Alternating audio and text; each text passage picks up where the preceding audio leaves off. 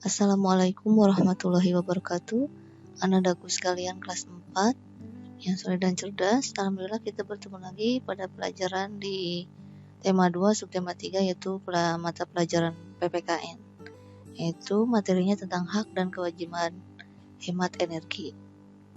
Minggu kemarin kita sudah membahas apa itu hak, apa itu kewajiban dalam penggunaan listrik ya dan air ya. Kemudian di sini materinya lebih menekankan kepada pelaksanaan hak dan kewajiban dalam pemanfaatan energinya. Ya, di dalam lingkungan ya, nanti Ibu mengingatkan dulu hak itu apa. Minggu kemarin Ibu sudah menjelaskan bahwa hak adalah segala sesuatu yang mutlak menjadi milik kita. Itu hak kita ya. Sesuatu yang menjadi milik kita.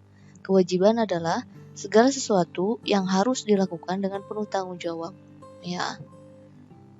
Ya, pemanfaatan sumber energi harus sesuai dengan hak dan kewajiban.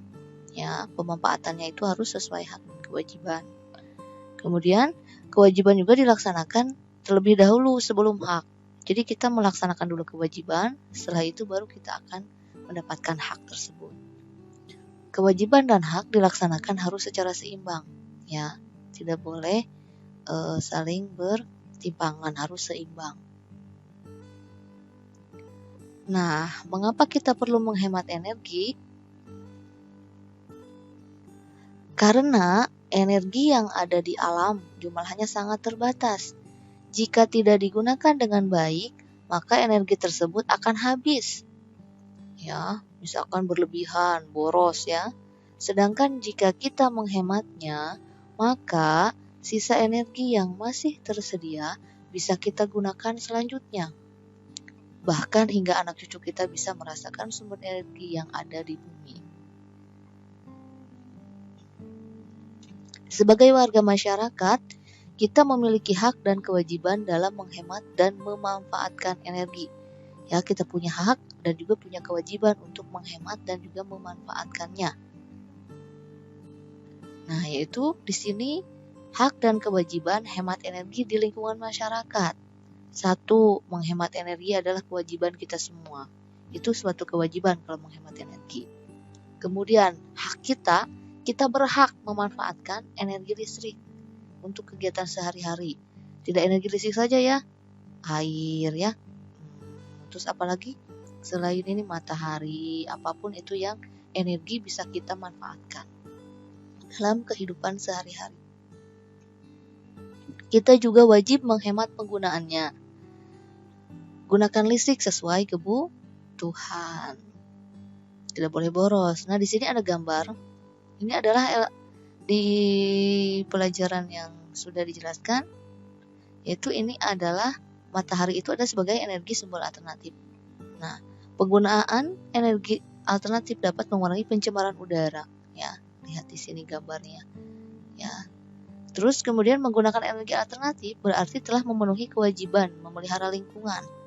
Ya, kalau kita menggunakan energi alternatif berarti telah memenuhi kewajiban memelihara lingkungan. Contoh-contoh lain ya yang menggunakan energi alternatif adalah di sini juga kewajiban dalam memelihara lingkungan. Menggunakan air secukupnya ya, tidak boleh berlebihan. Kemudian menggunakan kendaraan hemat energi. Nah, ini alternatifnya juga menggunakan kendaraan hemat energi. Alternatifnya dengan ke sekolah menggunakan sepeda, kan tidak memerlukan bahan bakar minyak yaitu bensin.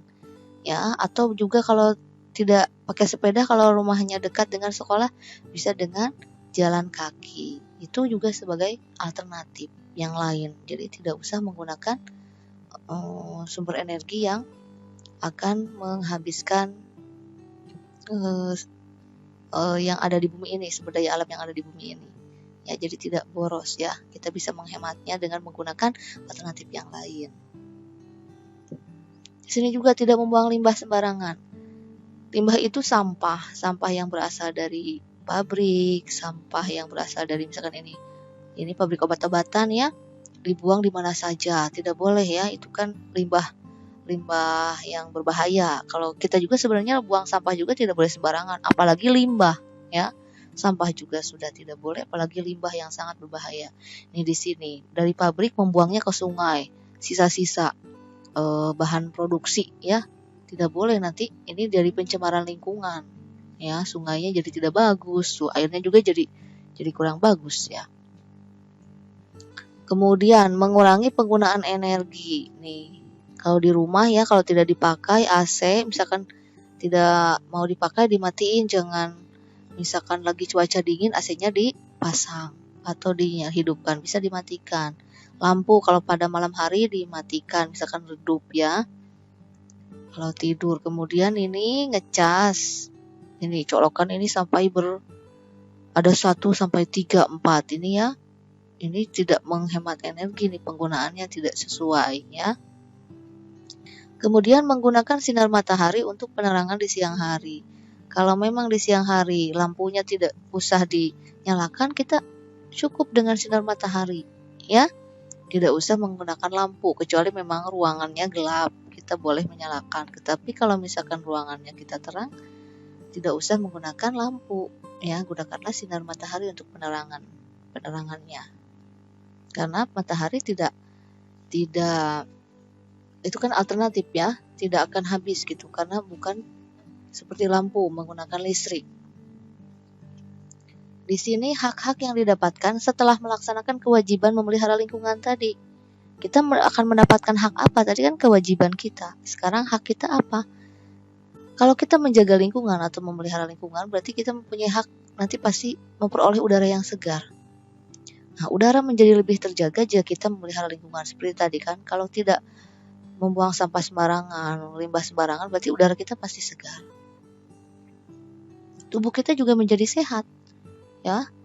Ya, kita lingkungannya sehat, kan ya, udaranya tidak tercemar. Pasti kita akan menjadi sehat. Tapi tidak cukup untuk lingkungan sehat saja atau tidak tercemar, kita juga harus sering berolahraga. Kemudian dapat menggunakan air bersih untuk mandi, minum, dan mencuci. Airnya pasti bersih ya. Dari pegunungan tidak ada pencemaran udara ya. Tidak ada pencemaran lingkungan. Jadi airnya bersih, bisa dipakai mencuci sayuran, bisa dipakai mandi ya. Minum. Kalau airnya kotor tidak bisa dipakai atau tidak bisa dimanfaatkan untuk kehidupan sehari-hari. Dan juga terakhir untuk memanfaatkan sumber daya alam. Hak kita dapat memanfaatkan sumber daya alam ya. Di sini sumber daya alamnya pesawahan kan ya. Tuh di sini ada pegunungan. Kita bisa memanfaatkannya, pegunungan untuk perkebunan teh yang sudah dijelaskan ya. Pesawahan tuh bisa menghasilkan, nanti kita bisa makan dari padi, kemudian jadi beras, kemudian jadi nasi. Jadi kita dapat memperoleh kebutuhan dari alam dalam kehidupan sehari-hari. Ya, sampai di sini pembelajaran tentang hak dan kewajiban dalam memelihara lingkungan sekitar ya. Dari sumber daya alam yang kita punya dan dari energi-energi yang kita miliki yang sangat banyak ini. Terima kasih. Nanti ada tugas di KJR ya. Wassalamualaikum warahmatullahi wabarakatuh.